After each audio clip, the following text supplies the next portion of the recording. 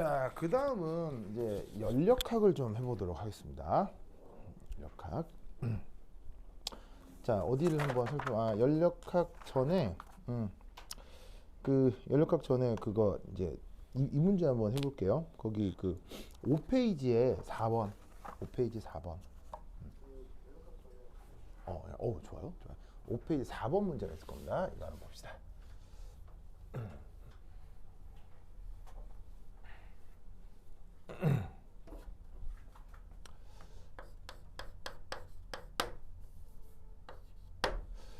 자, 이 문제는 사실은 이제 수용액과 관계된 문제거든요.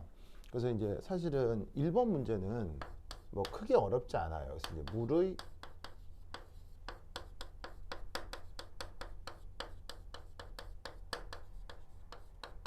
자체 이온화 반응을 묻고 있는 문제입니다. 아까도 얘기했듯이 입시 문제에는 항상 뭐가 있다고 그랬어요? 빵점 방지용 문제가 있다고 했죠. 1번도 마찬가지라고 보면 되겠어요. 그래서 뭐 아주 기초적인 화학 2 정도만 배워도 물의 자체 이온화는 배우죠. 그래서 뭐 H 플러스 농도 곱하기 OH 마이너스 농도 하면은 그걸 우리가 물의 자체 이온화 상수 KW라고 하죠. 그럼 이제 이 값이 대략 어느 정도예요? 1 곱하기 10의 마이너스 14승. 몇 도에서? 뭐 25도씨에서. 그래서 이제 저 정도 값을 갖기 때문에 이게 만약에 이제 뭐 pH가 중성이다. 혹은 뭐 맹물이다. 라고 하면 H 플러스하고 OH 마이너스 농도가 같겠죠? 그럼 곱해서 이건데 같으니까 1.0 곱하기 10의 마이너스 7승이다. 라고 생각해 주면 되겠습니다. 그렇다면 뭐 여기에 존재하는 총 이온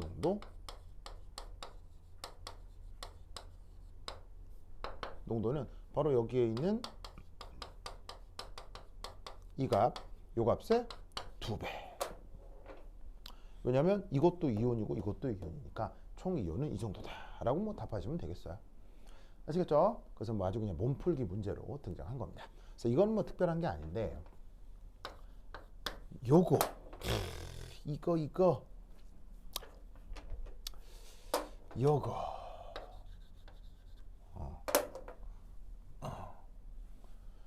이게 이제 서울대 이제 서정상 교수라고 있는데 그분이 이제 낸 논문에 나오는 내용이에요. 서정상 교수의 이제 고등화학 뭐 화학 교육 그 논문이 있거든요. 그래서 거기에 나왔던 내용을 자기가 이제 연구했던 내용을 뭐냐면 문제로 만들어낸 거예요. 그래서 이제 쉬울 것 같은데 생각해 보면 좀 애매한 좀 대파기 좀 어려운 겁니다. 자, 그래서 이제 뭐냐? 부피 변화를 예상하시오. 자, 관련해서 실험 장치는 어떻게 되냐면, 자, 여기에 무르를 준비합니다. 무르 아시죠? 무르. 자, 무르를 얼마나 준비하냐면 1리터. 1리터 준비합니다. 그런 다음에 여기에 MgSO4. 이게 이제 고체인데 고체 중에서도 이제 보통 저런 고체형 물질들은 화학 실험 이제 그 뭐냐면 시약 상태에서 가루로 보통 많이 있습니다. 왜냐면 가루가 돼야 어딘가에 또 잘 녹고 하니까 고체 파우더 상태로 준비한 MgSO4. 그래서 이놈을 여기에 녹이는 거예요. 이때 기본적으로 이 MgSO4는 수용액 중에서 2 플러스 2 마이너스로 이온화가 되며 기본적으로 얘는 물에 잘 녹아요. 물에 잘 녹습니다. 그냥 넣는 대로 잘 녹습니다. 그래서 이때 어떻게 되냐면 MgSO4를 집어넣는데 이 녹이는 거 양을 아주 많이 계속 집어넣는다고 했을 때 그때 결과를 예측해 보시오. 어떤 결과? 부피.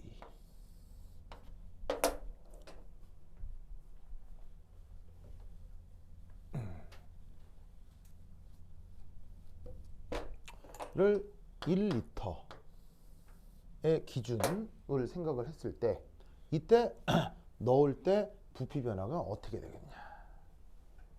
되겠느냐를 예상해 보라는 문제입니다.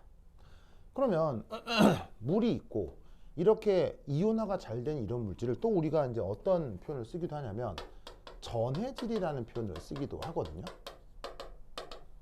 전해질이라는 말 들어본 적 있죠? 물에 녹아서 양이온, 음이온으로 이온화가 잘 되는 물질.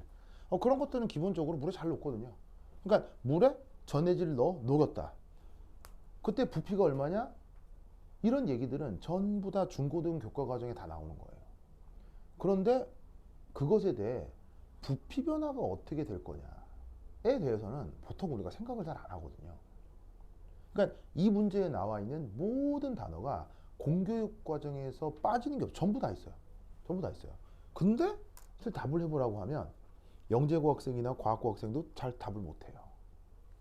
영재고나 과학고를 나와도 화학 경시대회를 했다고 해도 답을 잘 못해요. 뭘까요? 어떻게 될까요? 어떻게 될까요? 이거는 서정상 교수가 실제 자기가 실험해 본 결과예요. 해서 나온 결과예요. 어떻게 될까요? 상면이 어떻게 될까요?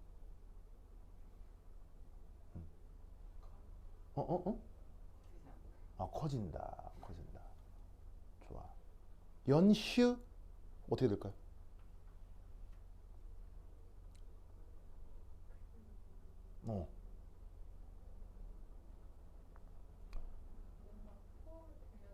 그치. 그리고 물에 잘 녹는다고 했지만 세상만사 무한대로 되는 건 있어요. 아무리 잘 돼도 어느 수준 이상으로는 잘 안 돼요. 또 세상 만사가 다.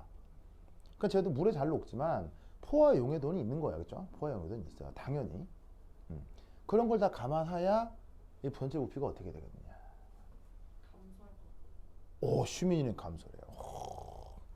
어떻게 되느냐? 봐. 그러니까 처음에 이제 여기 이제 넣어준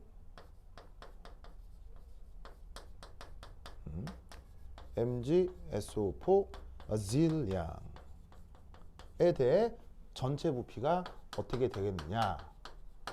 그리고 당연히 처음에는 아무것도 안 넣었을 때는 1리터겠죠, 그렇죠? 1리터겠죠? 이때 어떻게 되느냐? 봐 이렇게 됩니다. 이렇게 됩니다. 아시겠죠? 그렇죠? 누군가는 감소한다고 했고요. 누군가는 증가한다고 했거든요. 이렇게 됩니다. 자, 어떻게 되느냐? 우선 가장 쉽게 판단할 수 있는 부분은 바로 여기가 되겠습니다. 자, 결과적으로 MgSO4를 무지막지하게 집어넣으면 부피는 커진다. 자, 이건 뭐냐면 물 1리터인데 MgSO4를 1톤 넣으면 어떻게 되냐? 1톤. 1톤 넣으면 어떻게 해? 1톤. 그럼 MgSO4가 1톤이면 한 이만큼 될 거 아니야? 이만큼 될 거 아니야? 물 1리터는 이만큼이잖아. 1톤 넣으면 어떻게 되겠어? 1톤 안에 지겠지 뭐. 2톤 넣으면 어떻게 되겠어? 2톤 안에 지겠지. 그러니까 이건 우리가 쉽게 예상할 수 있는 게 바로 앞서 얘기했던 포화 용해도 이상에서는 어떻게 되겠습니까? 포화 용해도 이상에서는 더 녹아요, 더 녹을 수가 없어요. 더 녹을 수가 없죠? 포화 용해도 이상에서는 MgSO4 솔리드가 석출됩니다. 그리고 넣어주는 그대로 부피가 증가하겠죠. 그래서 포화 용해도 이상에서는 계속 증가하는 그런 패턴을 갖습니다. 아시겠죠? 관건은 뭐냐면 바로 요 초반입니다. 초반에서 뭘 알 수가 있어요? 초반에서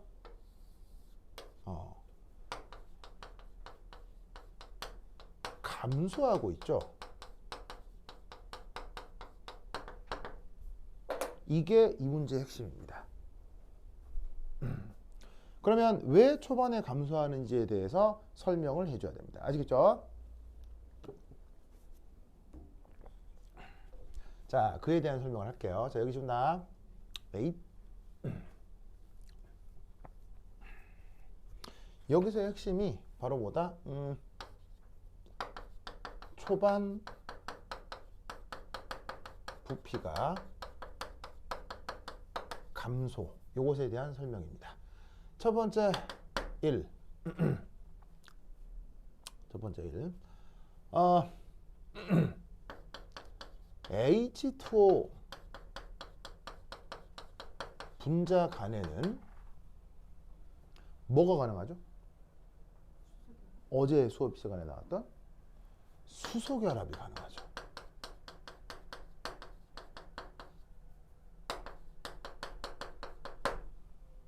수소결합. 자꾸 수소결합을 쓸 거여서 수소결합 영어로 뭐라고 쓴다고 했죠? 하이드로젠 본딩이라고 한다고 했죠. 그래서 자꾸 나올 테니까 그냥 HB 이렇게 줄여 쓸게요. 자, 그래서 물 분자 사이에는 수소결합합니다. 그래서 그 수소결합 모델링을 표현을 좀 해보면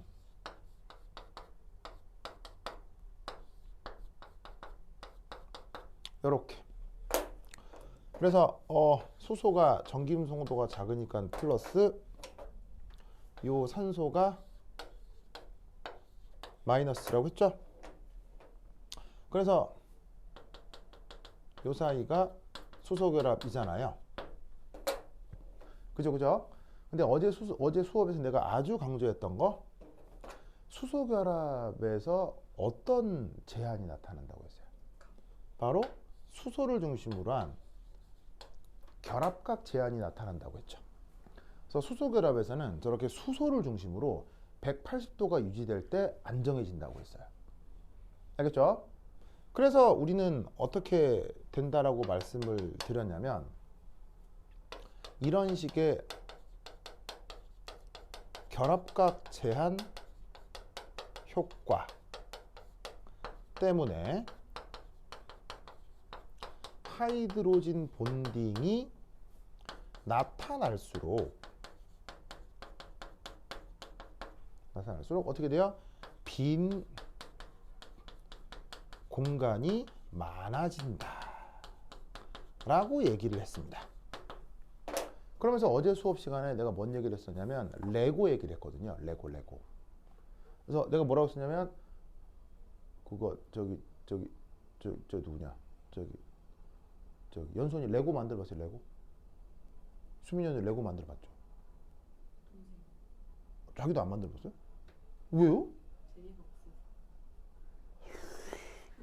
한 번은 만들어 보는데 한 번은 만들어 보는데 왜냐면 이게 꽤 알록달록 하거든요. 컬러풀하거든. 정가는 많이 만들어 봤는데. 어제 나는 막 어제도 얘기했는데 막 어벤져스 인피니티 워 영화 나왔을 때 레고사에서 그 세트로 레고 나왔었거든요. 그 세트 다 샀어요. 한 70만 원인가 저거 다 샀어요. 이만큼 사가지고 딸들이한테 만들었는데. 그러면서 내가 어제 뭔 얘기를 했냐면 부품을 꺼내서 조립을 하면 그 만들어진 건 다시 상자 안으로 들어간다 안 들어간다? 절대 안 들어간다고 했죠. 그게 이 말이에요.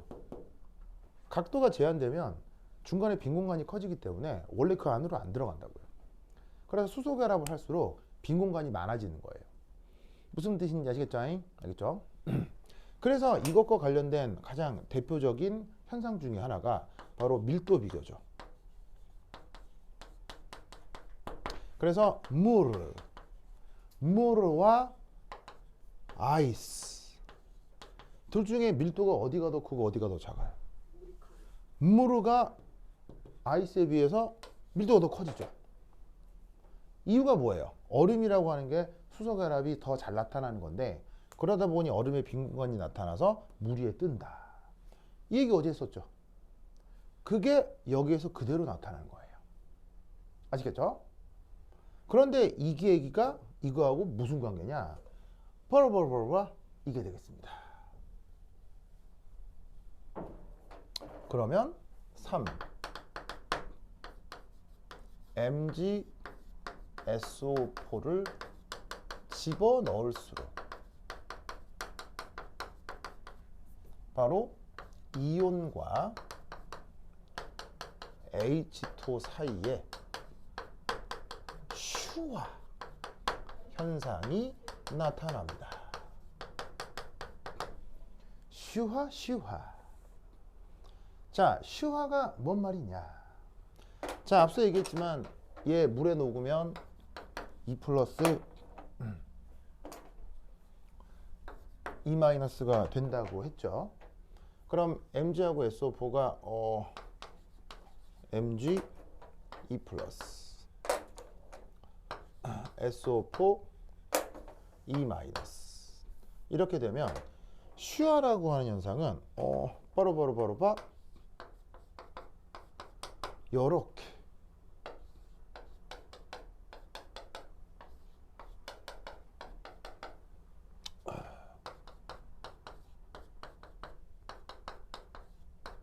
요렇게 뭐 모델링에 표현하자면 이런 상황을 얘기하는 건데 산소는 정김성도가 커서 델타 마이너스 성격을 갖게 되죠.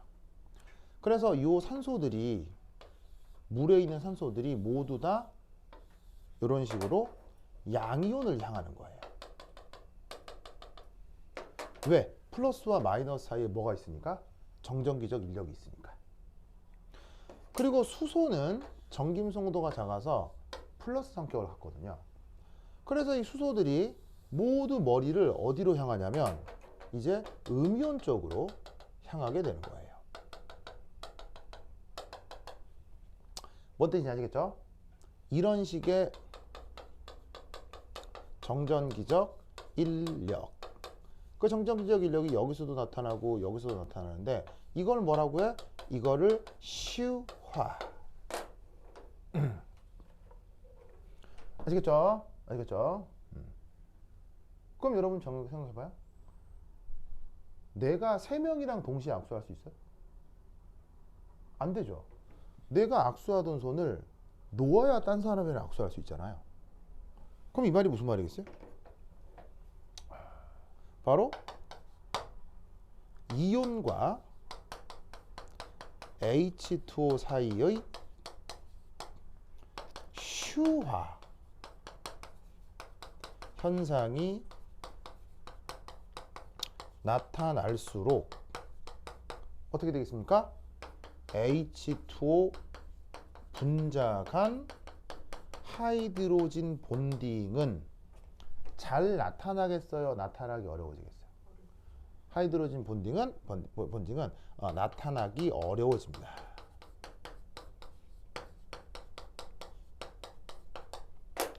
아까 뭐라 그랬어요? 수소결합이 나타나면 빈 공간이 많아진다고 했죠. 그럼 거꾸로 수소결합이 없어지면 빈 공간도 없어지겠죠. 그러니까 어떻게 되겠어요? 초반에 부피가 살짝 감소하는 거예요.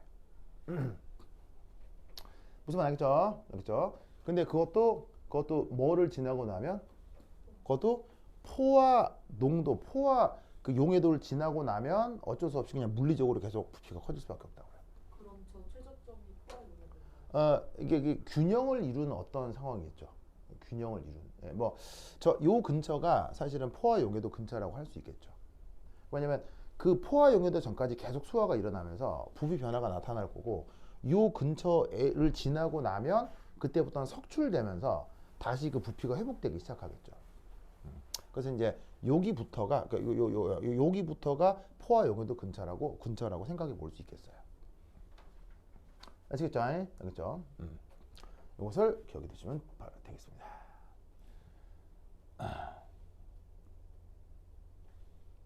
되게 기발한 문제예요. 왜냐하면 이런 내용은 대학에서 분석화학, 유기화학, 물리화학, 무기화학을 배워도 잘 생각하지 않는 내용이거든요. 예, 그러니까 진짜 이건 해봐야 알 수 있는 내용인데 실제 이제 인양반 논문을 내가 봤어요.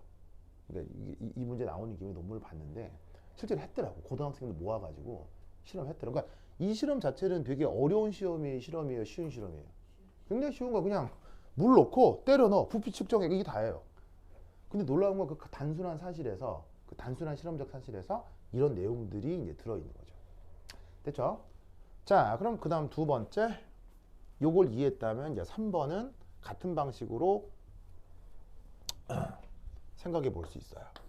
예를 들어 이거예요. 뭐 숫자가 정확하게 같지 않아도 상관은 없는데 이겁니다. 예를 들어 0.1몰 HCl 수용액 10ml와 0.1몰 NaOH 수용액 10ml를 섞으면 최종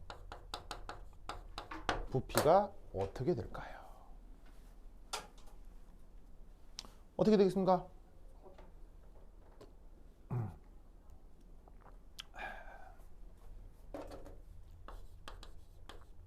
어떻게 된다?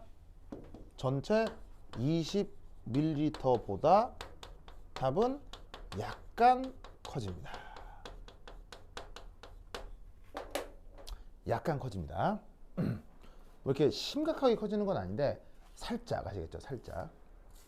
그래서 보통 이제 근사적인 산연기 계산을 할 때는 그냥 부피 변화 없이 10 더했으니까 20ml다. 전체 부피를. 그렇게 하고 마는데 실제 실험을 하면 20보다 약간 커진다는 얘기입니다. 이유는 아시겠어요? 이유는 알겠어요? 이유는 어떻게 설명하면 되겠어요?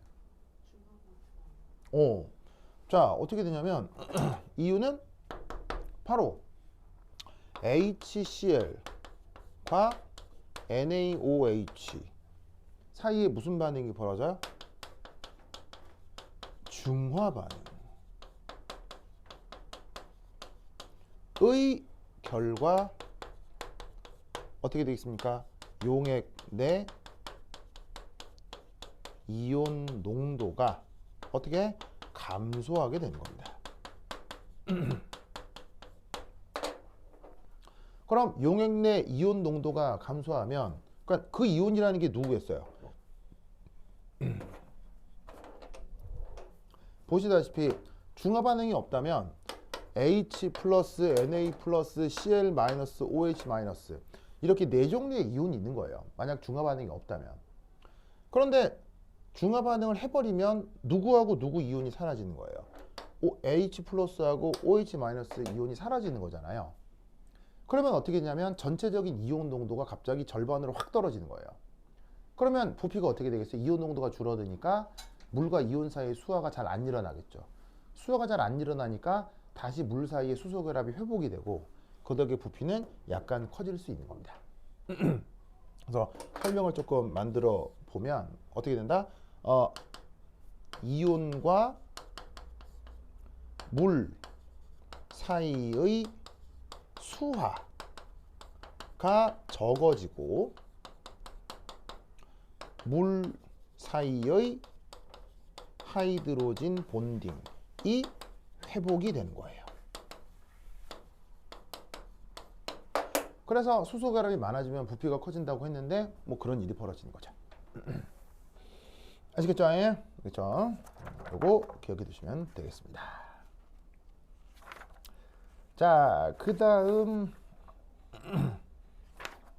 또 잠깐 뭐 언급 정도만 할 문제로는 거기 14페이지 한번 보실까요? 14페이지 14페이지에 보시면 20번, 21번 문제가 있어요. 20번, 21번.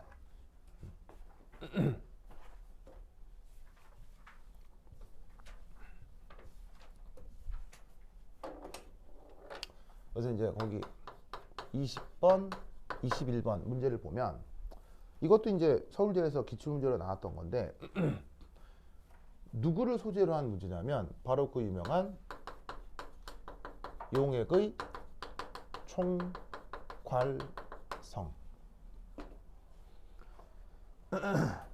여러분 용액의 총괄성 기억하죠? 총괄성 기억하죠? 그래서 그 용액의 총괄성 사실 얘는 화학적이라기보다는 굉장히 물리학적인 현상이거든요. 사실은 용액의 총괄성은 연력학 제2법칙을 통해서 증명이 되는 현상이에요. 사실은 용액의 총괄성은 물리학적으로 공부를 하는 게 좋은데 이게 또 이제 희한하게 다행스럽게도 입시에서는 그런 물리학적인 얘기가 싹 빠져요. 싹 빠지고 용액의 총괄성에서는 관련 현상만 공부하시면 됩니다. 자, 용액의 총괄성과 관련된 대표적인 현상 뭐죠? 바로 첫 번째가 증기압 내림 현상이죠.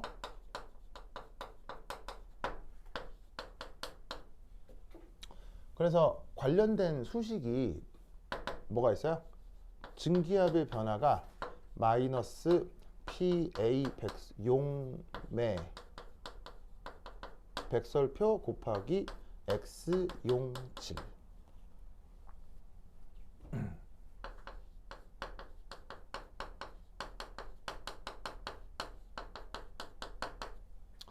이 수식만 외워서 그냥 그대로 쓰시면 돼요. 이거 계산만 하면 돼요.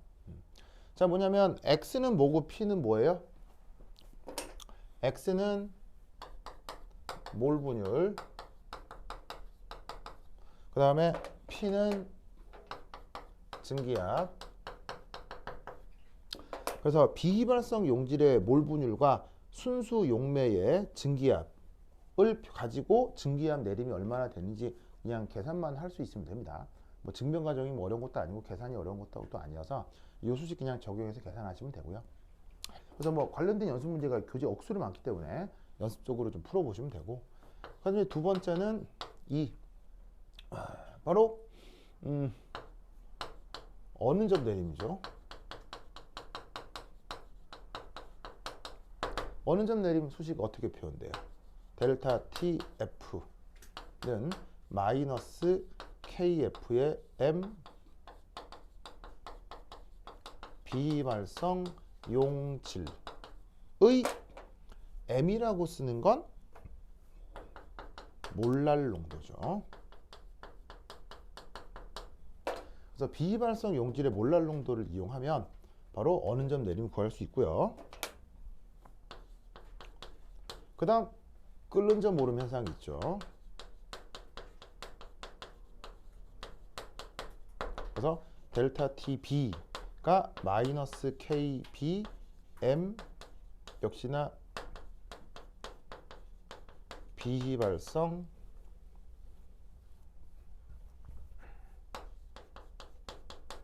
용질의 몰랄 농도가 되겠습니다. 이때는 플러스죠. 오름이니까. 그 다음 나머지가 삼투압. 자, 삼투압은 어떻게 됩니까? 삼투압은 바로 파이는 CRT 요 수식이죠. 그래서 여기에 난데없이 C라고 하는 녀석이 등장하는데 이건 뭐예요? 비휘발성 용질의 이것도 몰 농도네요. 그래서 계속 비휘발성 용질이 등장하는 건 맞는데 그 증기압 내림에서는 몰 분율을 써주시고 끓는 점 오름 어느 점 내림에서는 몰랄 농도, 삼투압에서는 몰 농도 활용해서 수식에 대입을 해가지고 숫자만 구해내면 됩니다. 크게 어렵지 않고요. 거기는 20번, 21번이 기출문제니까 겸사겸사 한번 풀어보시면 이쪽은 되게 쉽게 나와요. 이것만 이용해서 계산 곱하기 나누기만 하면 되니까 오히려 이쪽 나오면 굉장히 쉽습니다. 아시겠죠? 그래서 이제 이런 거는 그냥 그러려니 하시면 되겠습니다. 되다.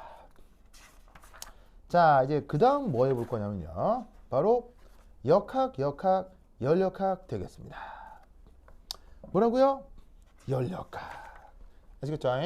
그래서 이제 연력학을 하나 설명을 드릴 문제가 거기에 있는 24페이지. 24페이지.